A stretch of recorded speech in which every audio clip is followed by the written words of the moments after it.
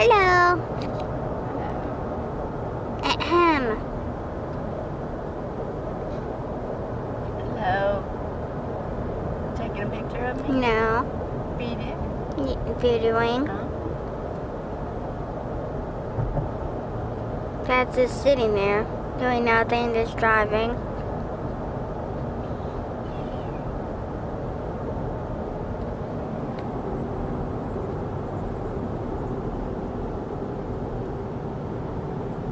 And here are we were the places. I don't know where it is, but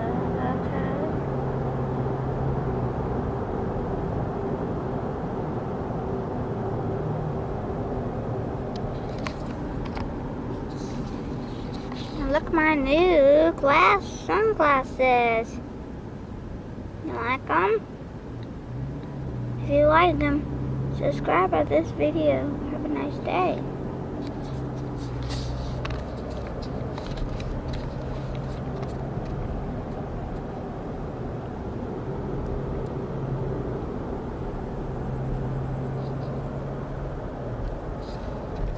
Is a county jail, and that means you can only be kept up to 5 years. Nobody stays more than 5 years. 5 years. Can you keep... Hoorah. No, I'm doing video. Now, I've been doing this for a while, and frankly, some of my job ain't so easy. I've got to make sure you all behave yourselves. And the adults ain't very good at that sometimes. I'm wondering if you two young people would help me do my job today. Keep the adults behaving themselves, yes? Can you do that? If you help me real good, you get a bag. Ooh. That's for you, brother. Say thank you. That's for you. You may put on you. We'll see how well you do. The date today is the 17th of July, 1908. Now, I know you know that, but I start with the date every time because the man in charge of us, our sheriff, Sheriff Perry, frankly ain't very good with written records. Sheriff Perry might not know the date you're being put in jail. And if he don't know the date you's put in, he don't know the date to let you out. Yeah, pretty important. So, back of your mind is all I'm saying. 17 July, 1908. Now, Sheriff Perry, the man in charge, he lives here. Lives with his wife and his daughter in the fancy part of the building over here.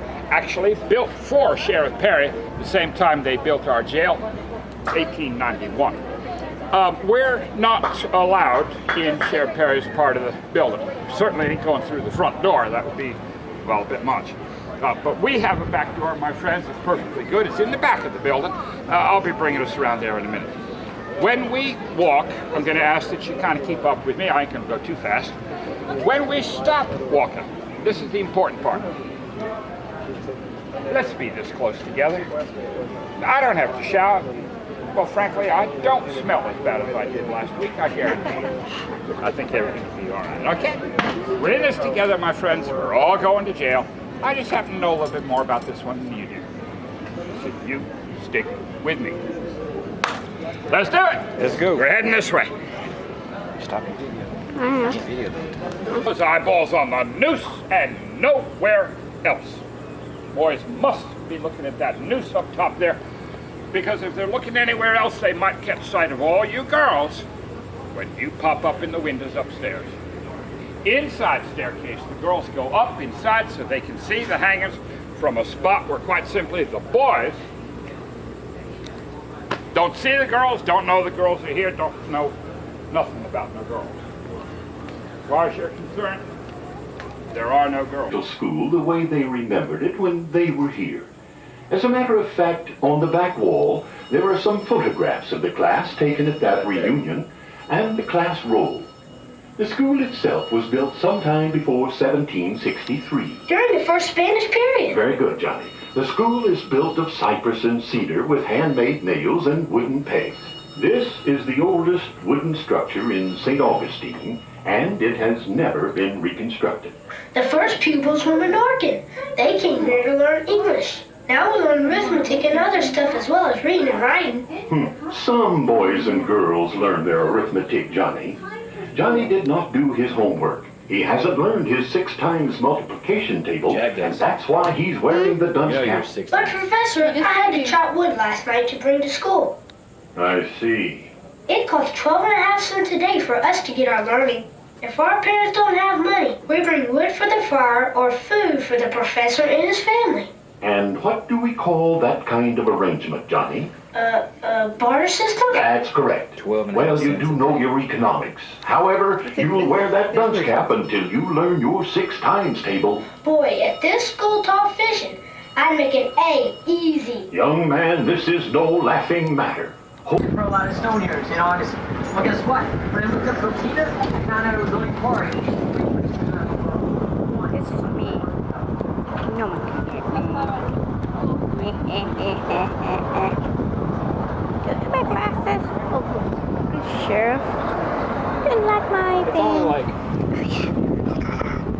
Also a million. Don't listen to her. She's only 2 years old. Nothing? Stop it. I'm not doing anything. Dad's gonna delete all those videos on the car.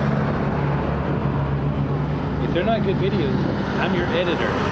If it's not good stuff, I get rid of it. What you should take pictures of is the bridge over there. This is my mom. She's gonna talk about something. I don't know what. Turn the camera off. Are you gonna talk about something? No, I'm not. Okay, you keep talking. I'm not going to. Are you still talking? You're still talking. Blah, blah, blah, blah, blah, blah, blah, blah, blah. When Jack was little, he used to poop in his diaper. Yeah, it was Yeah, really he would get gross. a And I spoon. had to be the one that had to clean that up. It was He would get a spoon and disgusting. he would eat his poop. No, he didn't. Just like Dempsey. What?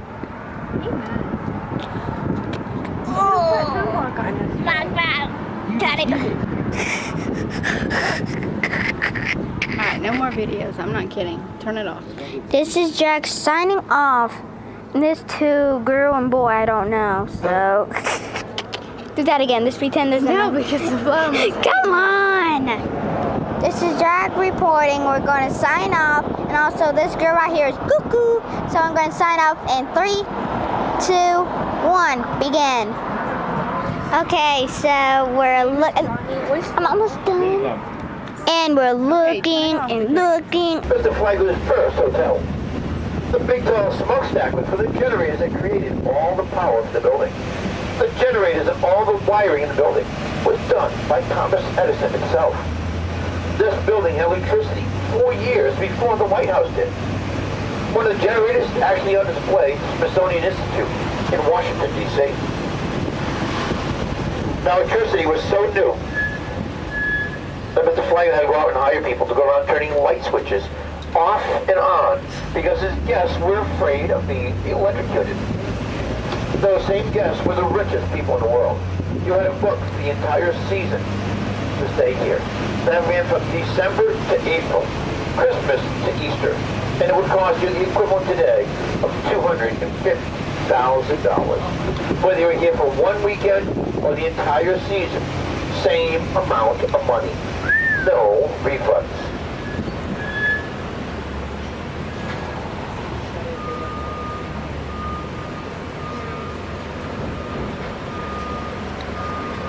Now as you come around the corner, look to the right-hand side, this side of the building. The rounded section of the building is one end of the 600-seat dining room for Mr. Flagler's guests. Beautifully painted frescoes up on the ceiling. The windows, there are over 70 stained glass windows by Louis Tiffany. Tiffany stained glass, valued today at $130 million. And that is the student's dining room for the college today. Wow. You can see that room and several others if you do the tour every hour on the hour from 10 to 3 daily.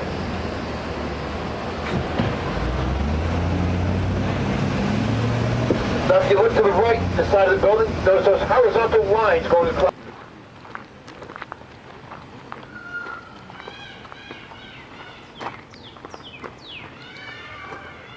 What are you doing? Taking pictures. No, you're not. Turn the video off. Jack. Ow! I'm almost ready. I just need to get focused.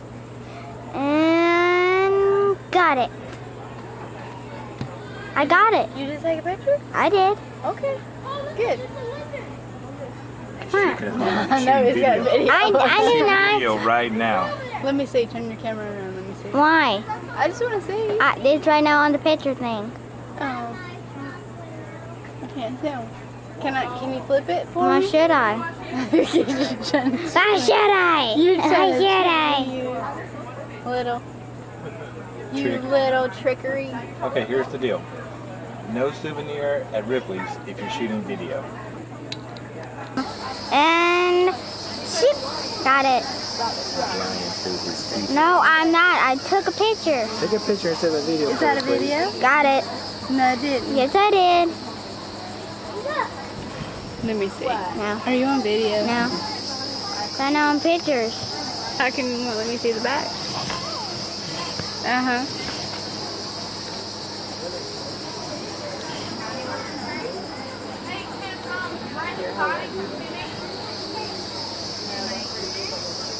I get a picture of you and your All right, Jack. Look over this way, buddy. Put your hand down for me. If that bird's called a bird there, why doesn't it mock you? Well, maybe they haven't caught it, or maybe it hasn't learned how to talk. Or it has to. It looks grown up. Where'd Mom go? I want the crap.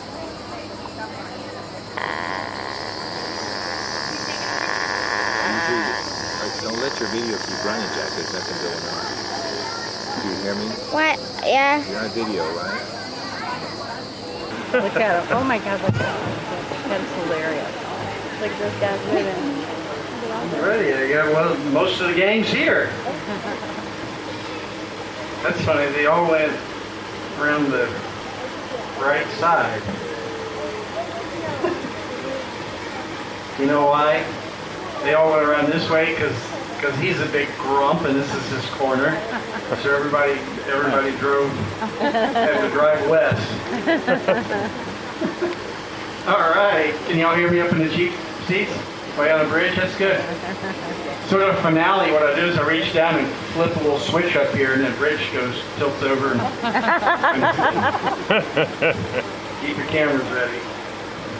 All right, welcome everybody to the St. Augustine Alligator Farm Zoological Park. If I didn't get to meet you the last program, I told you about me back. My name's Jen. And back to do a quick feeding demonstration. Now, I don't want to allude to more than what it is. We are going to remove your child from the alligator enclosure, please. There we go. Thank you. I'm not going to try to feed every alligator in here. This is just a demonstration, so hence the small amount of food that I brought. But we do these demonstrations daily, and alligators don't eat on a daily basis. So in order to provide a demonstration of people who watch 2 or 3 times a day, we thin the food out and do a little bit at a time. If you look at the big picture, though, how many times we come out here in a week, that's a lot of food chucked in, not to mention the stray bird that crash lands or what have you. So everybody ends up getting some. And I can also come out here once a week or so with a larger container of food and toss it in to try to disseminate food to more animals. Now, before I do get into the whole spiel and toss in some goodies, I'm going to explain what it is on the menu for this afternoon. But before that, let me hit the safety concerns again. Don't set things on the edge of the enclosure, inside the enclosure. Cups, cameras, maps, pocketbooks, umbrellas. Things drop in, alligators go after it, and it could be bad or horrible. How about this horrible? There was a guy dropped in a lens that was about $12,000. And I just heard a gator just crunch it like it was a turtle, and the guy was crying. It was awesome. It was horrible. It was just horrible.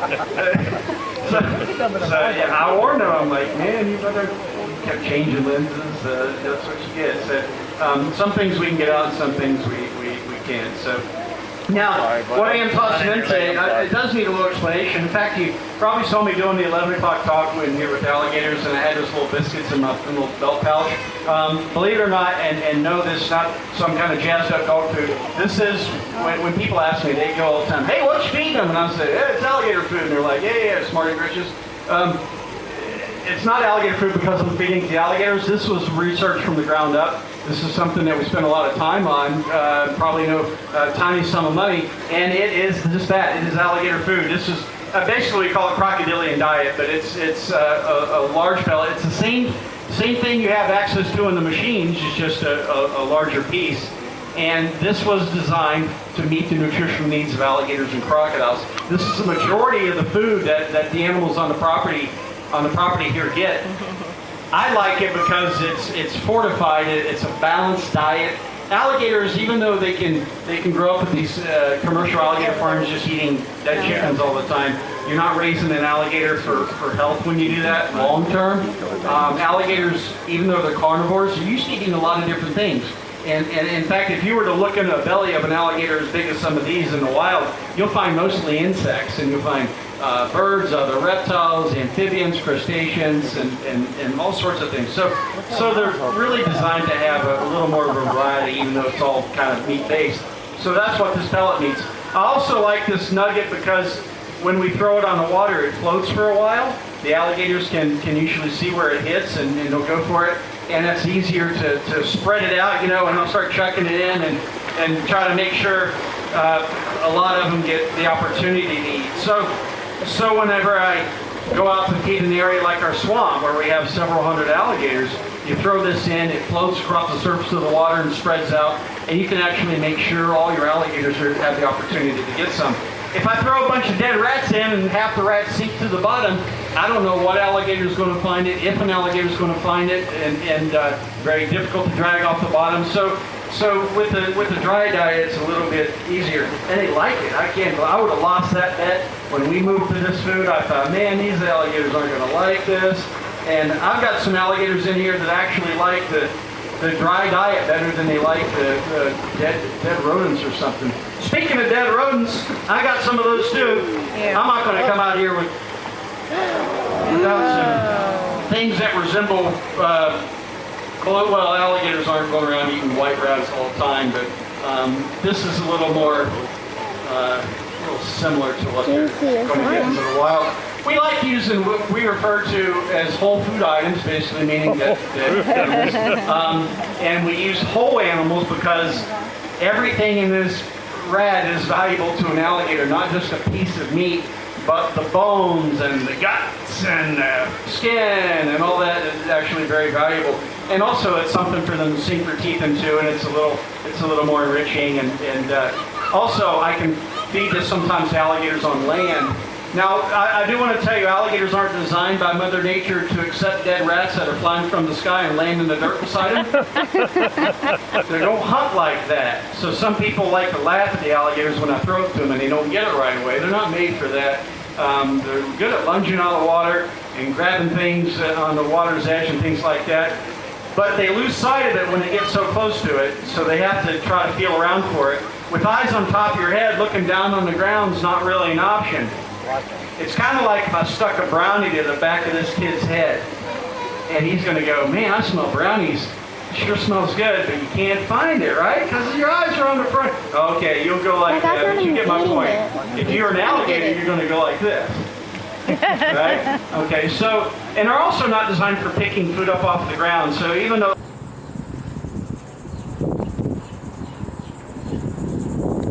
Jack, go stand by the duck. Dad, take his picture. Turn the video on.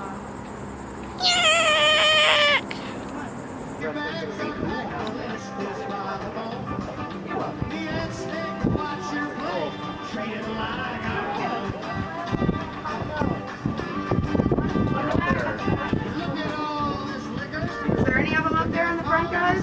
Yes. Oh, there it is. Dad. You see it? Daddy. Yum. You gotta hang tight with me. Daddy, can you scoot? Yeah. Yeah.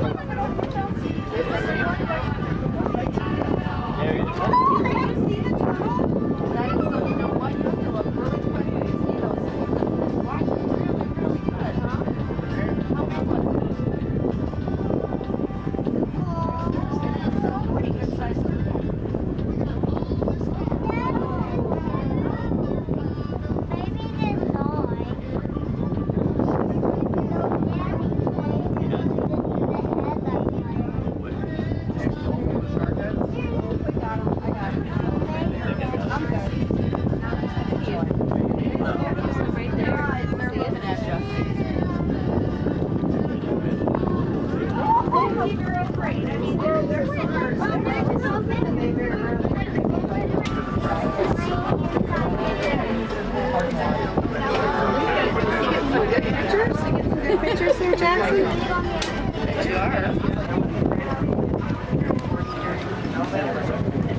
Hi, today we're going live. PD 500. I do not know who you are.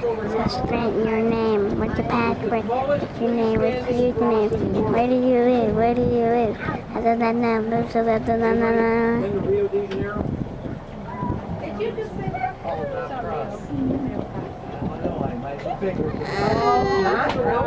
Somebody will get on here and want to argue that the one in Rio is taller than this.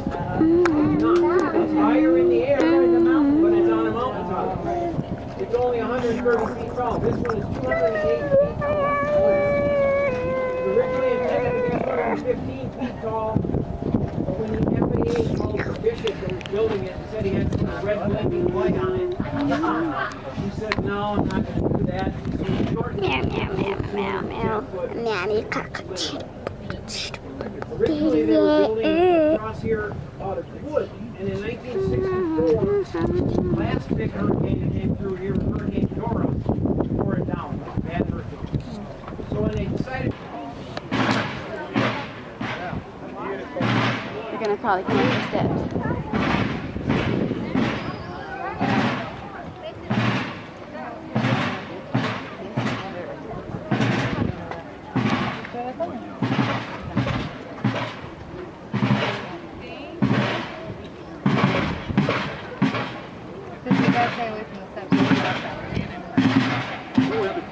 Going this way, coming up the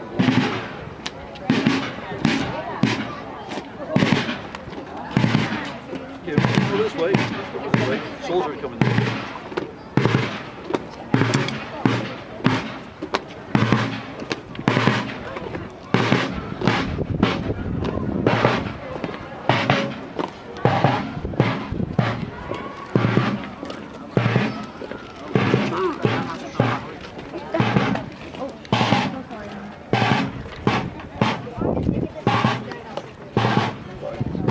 Name of my mate.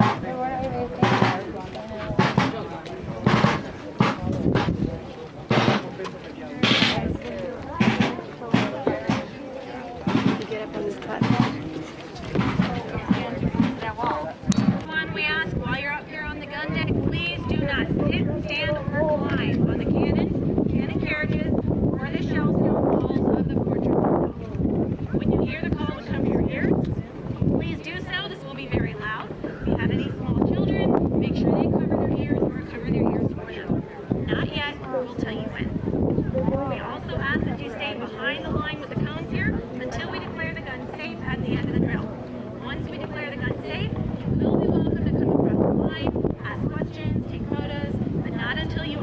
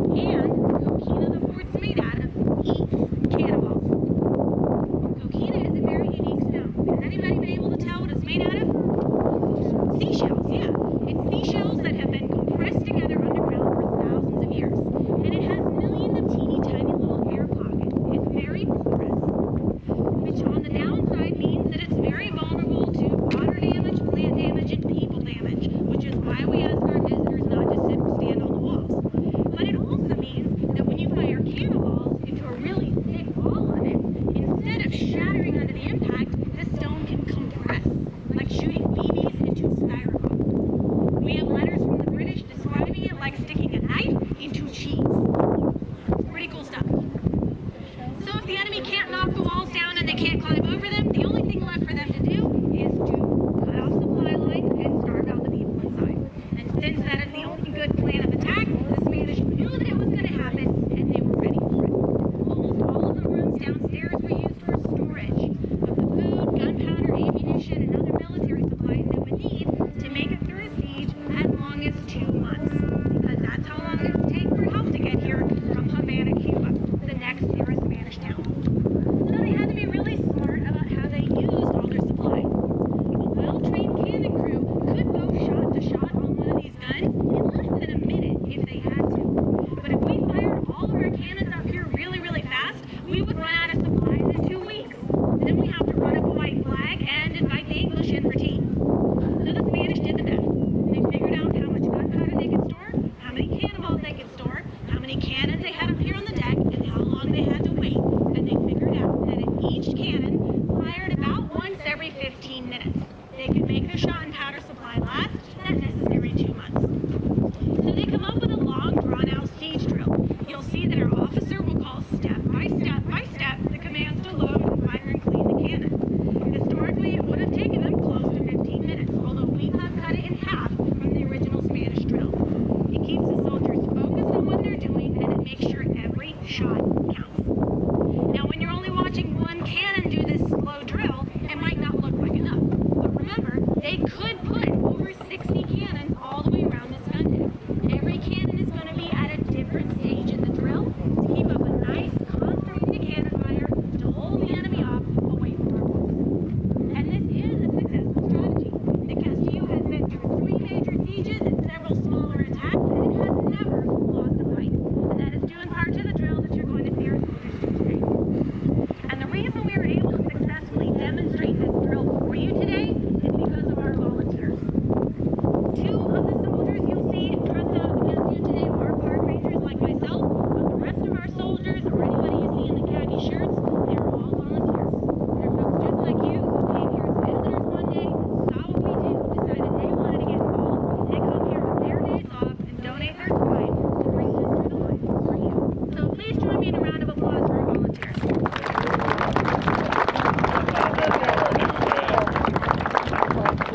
Lastly, folks, we'd like to thank all of you for coming out, making us part of your Friday. We hope you enjoyed the demonstration, and we hope you enjoyed the report.